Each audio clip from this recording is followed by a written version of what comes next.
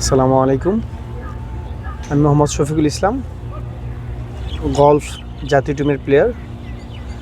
আমার ইচ্ছা যে আমি সামনে যে বাংলাদেশ গলফ টিমের খেলা আছে একটা, আর একটা ইন্ডিভিজুয়াল আছে, আমার ইচ্ছা আমি দুইটাই ভালো করবো, আমার বিশ্বাস। আগামীকাল থেকে শুরু হচ্ছে অ্যামেচার ওপেন বিএজিসি। এই টুর্নামেন্টের জন্য আপনার প্রস্তুতি কেমন?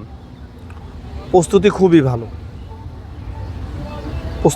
ভালো, আমরা যে 6জন প্লেয়ার, 6জনের প্রস্তুতি খুবই ভালো, আমারও ভালো। তো ইনশাল্লাহ আমরা ভালো কিছু করবো দেশের জন্য, এটাই সবচেয়ে বড়।